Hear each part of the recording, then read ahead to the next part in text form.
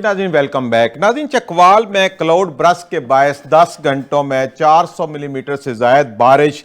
ये वाक़या एक मौसमी हादसा नहीं बल्कि माहिरीन के मुताबिक पाकिस्तान में माहौलियाती तब्दीली के बढ़ते हुए ख़तरात की एक अलामत है।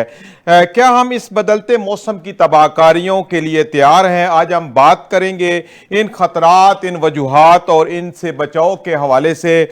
मुझे मुकालमा में ज्वाइन किया है वर्दा मुमताज़ साहिबा ने। आप माहिर माहौलियाती तब्दीली हैं, और मलक अमीन असलम साहब, आप साबिक मुशीर हैं बराए माहौलियात हुकूमत पाकिस्तान के। आप दोनों मेहमानों को मुकालमा में खुश आमदीद। जी बहुत शुक्रिया। जी ठीक। मलक अमीन असलम साहब, क्या समझते हैं कि ये जो सूरत हाल पैदा हुई है चकवाल में क्लाउड बरस्ट की, जिससे 10 घंटों में 400 मिलीमीटर से ज़्यादा बारिश रिकॉर्ड की गई है, ये क्या माहौलियाती तब्दीली के बायस ऐसा हुआ है? जी बिल्कुल, ये मसला तो ये माहौलियाती तब्दीली का ही है, और ये कोई नया मसला नहीं है पाकिस्तान में। ये प्रेडिक्टेड था पहले भी, और पहले भी हमने देखा 2022 में भी ये फ्लड्स जो थे वो एक मॉनसून क्लाउड बर्स्ट की वजह से हुए थे। तो पाकिस्तान और आगे भी प्रेडिक्शन फ्यूचर में भी हमारी ये थी कि ये होना है पाकिस्तान में। तो मसला तो ये है बिल्कुल मौसमियाती तब्दीली का, लेकिन जो इसके असरात हैं वो 50-50 मौसमियाती तब्दीली है, और 50% हमारी अपनी मिसमैनेजमेंट है। हमें भी चाहिए कि इस हकीकत को समझें और कुदरत के साथ जंग न करें। हमें चाहिए कि हम जिन नालों और तुगजानी के जो नाले हैं उनके बीच में अपने घर ना बनाएं, और फ्लड प्लेन्स हैं उनको क्लियर रखें। जो ड्रेनेज के चैनल्स हैं जहां से पानी इन्हें निकासी करके जाना है, उधर हम कब्जे कर लेते हैं, उधर कंक्रीट के घर बना देते हैं, पानी को रास्ता नहीं मिलता। जो पानी का बहाव है वो अपना रास्ता खुद ढूंढ लेता है, और उसमें फिर जानी और माली नुकसान होता है, जो कि अभी हमारे सामने के 24 घंटे में तकरीबन 100 डेथ्स की हैं पाकिस्तान में। तो ये एक बहुत बड़ा संगीन मसला है, जो कि पाकिस्तान में पहली बार नहीं हुआ। आपको याद होगा 2022 3 साल गुजरे हैं, सुपर फ्लड आया, तकरीबन $30 अरब का पाकिस्तान को नुकसान हुआ। लेकिन बदकिस्मती ये कि हमने उससे सीखा कुछ नहीं। उसके बाद गवर्नमेंट का मुझे तो कोई इनिशिएटिव नजर नहीं आता कि एक भी कोई ऐसा इनिशिएटिव हो जो कि उन्होंने किया हो डिजास्टर प्रिपेयर्डनेस के लिए, डिजास्टर मैनेजमेंट के लिए, या क्लाइमेट चेंज की फंडिंग बढ़ा दी हो। अगर आप इस बजट को देखें जो कि प्रायोरिटीज को सेट करता है मुल्क की, तो ये एक पाकिस्तान की जिंदगी मौत की प्रायोरिटी है क्लाइमेट चेंज। लेकिन जो हमने देखा है कि क्लाइमेट चेंज की जो मिनिस्ट्री है उसका बजट जो है वो तकरीबन 700% कम कर दिया गया है। 14 अरब से 2.5 अरब ले आए हैं। तो ये जो IMF से इमदाद ली गई है माहौलियाती तब्दीली के हवाले से, तो वो कहाँ खर्च होनी है, उसके क्या मसरफ होगा? बिल्कुल, ये एक बहुत अच्छी खुशाइंद खबर थी कि IMF ने तकरीबन $1.2 बिलियन पाकिस्तान को क्लाइमेट चेंज की मद में दिए, ताकि हम यही काम कर सकें जो कि जरूरत है इस वक्त की, क्लाइमेट रेजिलियंस को बढ़ा सकें। और उसके साथ साथ वर्ल्ड बैंक ने भी अगले 10 साल के लिए तकरीबन $30 बिलियन की हमें दी है इमदाद। अब समझ नहीं आ रही कि वो पैसे जा कर रहे हैं, क्योंकि अगर आप क्लाइमेट चेंज की मिनिस्ट्री जो कि फोर फ्रंट पे होनी चाहिए इस चीज में, और अगर IMF से पैसे क्लाइमेट चेंज के लिए मिल रहे हैं, तो क्लाइमेट चेंज की मिनिस्ट्री तो मिसिंग इन एक्शन है इस वक्त। उधर तो आपको कोई प्रोजेक्ट नजर नहीं आ रहा, कोई इकदाम नजर नहीं आ रहे, बजट की कटौती नजर आ रही है। तो ये समझ नहीं आ रहा, ये दोनों, ये 2+2 नहीं बन रहा यहाँ पे। तो समझता हूँ कि हुकूमत को अपनी प्रायोरिटीज को सेट करना पड़ेगा, और देखना पड़ेगा कि जो अगर हमने फंड अल्लाह के फजल से हमें मिल गया है फंड, तो हम उसी मकसद के लिए इस्तेमाल करें। बिल्कुल आपकी बात बिल्कुल ठीक है कि हमें क्लाइमेट चेंज की मिनिस्ट्री को जो है वो एक्टिव करना होगा। अगर हमें IMF ने पैसे दिए तो उसी मकसद के लिए इस्तेमाल होने चाहिए। वर्दा मुमताज साहिबा, आप क्या समझते हैं कि जिस तरह का वाक़या ये चकवाल में क्लाउड बरस्ट का पेश आया, इतना संगीन मामला हुआ, बहुत ज़्यादा अमवात हुई, बहुत ज़्यादा वहाँ पे लोग बेघर हुए, एक एमरजेंसी की सूरत हाल पैदा हुई, तो ऐसे हालात क्यों पैदा हुए? क्या हुकूमतों को पता नहीं है कि हमारे हाँ ये मौसमियाती तब्दीली एक अहम तरीन मौजू है, जो भी हुकूमत आती है इसके ऊपर संजीदा तौर पे काम नहीं करती? क्या वजूहात हैं? जी बिल्कुल, मेरा इस मुतालिक यही ख्याल है कि ये जो क्लाउड बर्स्ट जैसा वाकया पेश आया है, अव्वल तो इस तरीके के वाकयात पहले भी ज्यादा हम लोगों को अब ज्यादा कसरत से देखने को मिल रहा है। मैं समझती हूँ कि ये इंतजामी नाकामी भी है हमारी, और ये मौसमियाती तब्दीली की वजह से भी है। तो ये दोनों अवामिल का मजमुआ है। और हमें चाहिए कि अब हम इस मौजू को, ये जो क्लाइमेट चेंज का मौजू है, इसको हम बहुत सीरियसली लें। जी जी। और इसके अलावा जो है हमें चाहिए कि हमारी जो मुकामी इंतजामिया है उसकी तैयारी जो है वो इसी हिसाब से होनी चाहिए, क्योंकि अक्सर और बेशतर हम अब ये वाकयात देखने लगे हैं तो हमारी ये बदकिस्मती है कि हमारा इतना नुकसान हो रहा है और हम इस हवाले से कुछ भी नहीं कर पा रहे। इसके अलावा हमारा जो नकासी आपका इंतजाम है, जो हमारा निज़ाम है, अर्बन प्लानिंग जिस तरीके से हमारी हुई है, मेरे ख्याल से हमें उसको भी मद्देनजर रखने की जरूरत है और उस पर भी काम करने की जरूरत है। हमारे अर्ली वार्निंग सिस्टम्स, मैं कहती हूँ कि ये कहाँ होते हैं, इस पे काम क्यों नहीं होता, ये अवाम को क्यों पहले से जो है ना होशियार नहीं करते कि इस तरीके से वाकयात जो है ना उसका हम सामना कर सकते हैं। तो मेरे ख्याल से जरूरी है कि अब जो है ना हम इस पे अहम कदम लें ताकि जो है ना इसको जो है आगे फ्यूचर में अवॉइड किया जा सके। सही सही। अच्छा मलक अमीन असलम साहब, आपने पहले गुफ्तगू में बड़ा अहम नुक्ता उठाया है कि आबी गुजरगाहों को हम बंद कर देते हैं, कब्जा कर लेते हैं, उसको तब्दील करने की कोशिश करते हैं। तो ये पाकिस्तान में ये तो अक्सर हो रहा है, बड़ी बड़ी स्कीमें बन रही हैं, बड़े बड़े हाउसिंग प्रोजेक्ट आ रहे हैं, तो जहाँ पे नाले खाले और दरिया और वो जो जारी होती हैं, नेचुरली फ्लो होता है, वो ये बंद कर दिया जाता है। तो क्या पाकिस्तान में ये कुदरती रस्तों के तहफ़्फ़ुज़ के लिए, माहौलियात के तहफ़्फ़ुज़ के लिए इदारे तो बहुत हैं, लेकिन इस पे अमल दरामद क्यों नहीं होता? जब इस तरह की वायलेशंस हो रही होती हैं तो ये इदारे कहाँ सो रहे होते हैं? बिल्कुल, ये गफलत की नींद सोए होते हैं। और आप देखें ना कि ये असल में सारी जो प्रॉब्लम है अब ये अर्बन एरियाज के अंदर आ गई है। ये जमीन नाले जो गुजरते हैं वो अर्बन एरियाज बड़े महंगे हैं, उनकी कीमती है। और फिर अगर रूरल में जाते हैं तो वहां पर फिर आपको ये जमीनें जरखेज होती हैं जब ये सैलाब नहीं होता, तो इसलिए उधर भी कब्जे हो रहे हैं। अभी एक रिपोर्ट निकली है, नेचर मैगजीन है इंटरनेशनल, उसके अंदर रिपोर्ट छपी है 2022 के फ्लड्स के मुताबिक।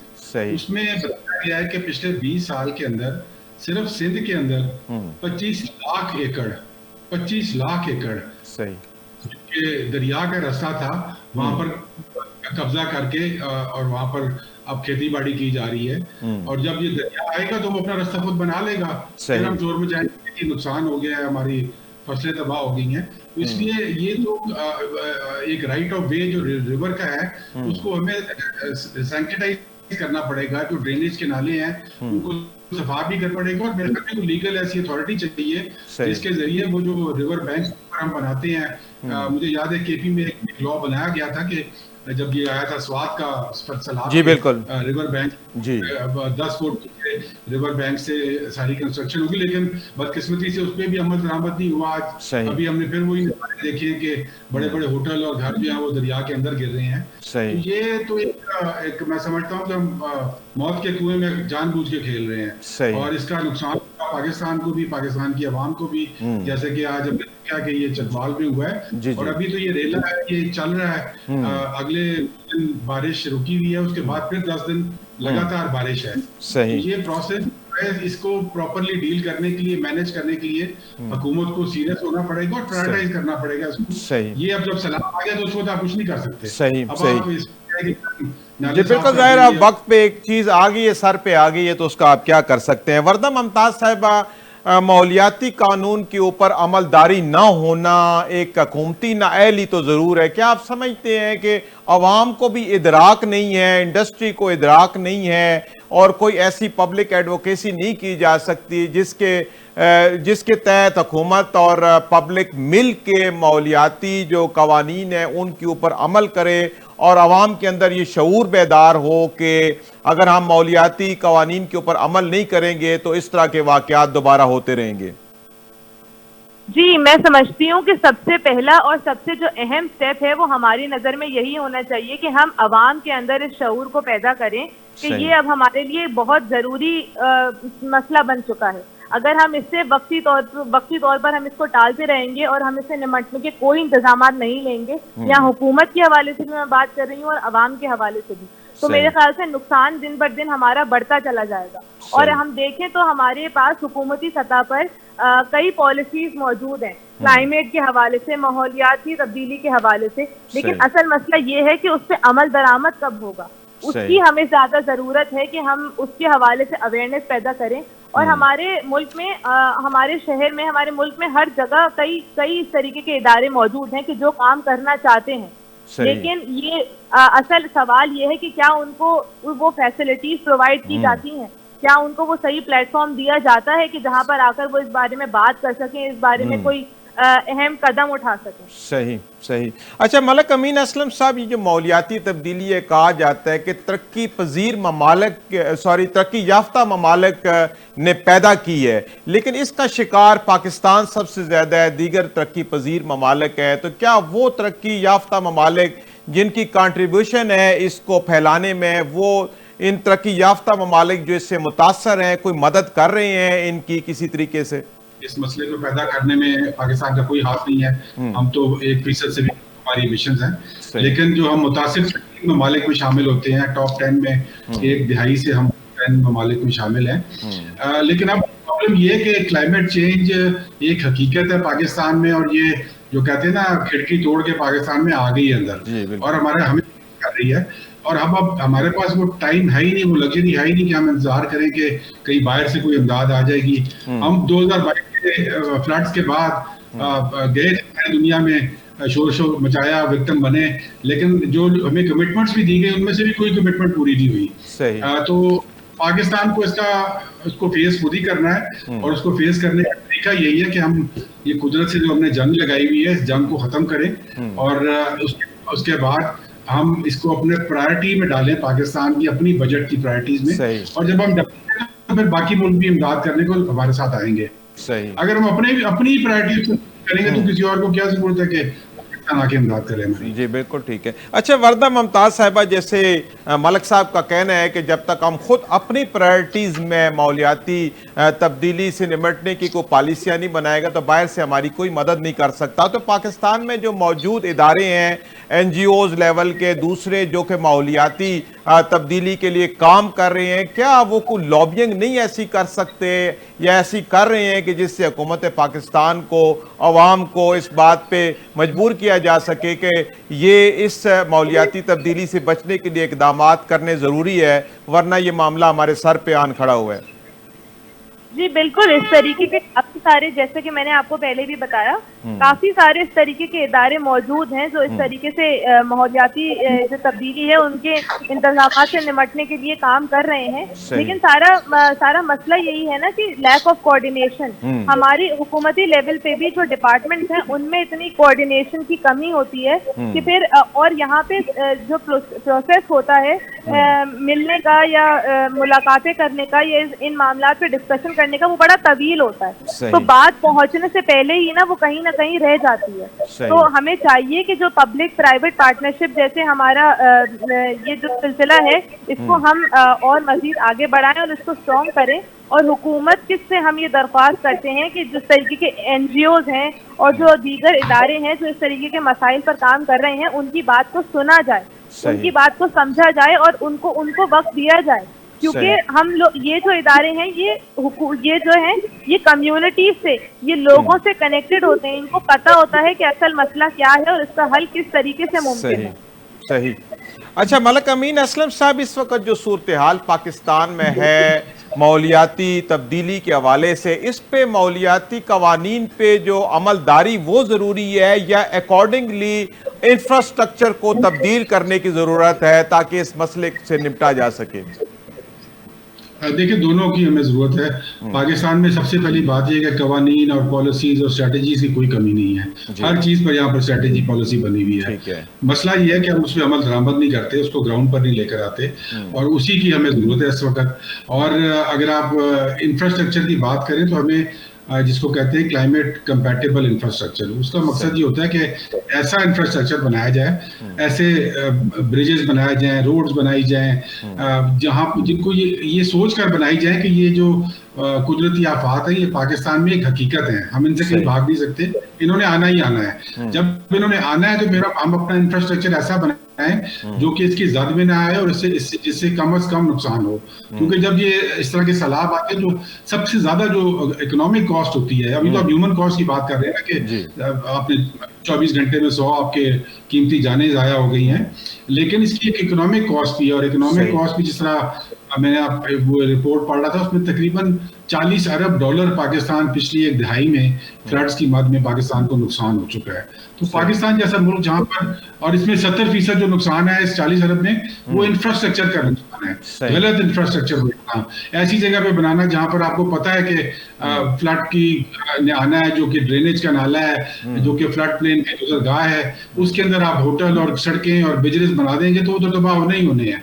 तो इसलिए जैसे मैंने कहा कि सबसे पहले हुकूमत को जागना होगा और ये तरजीहात में अपने शामिल करना होगा।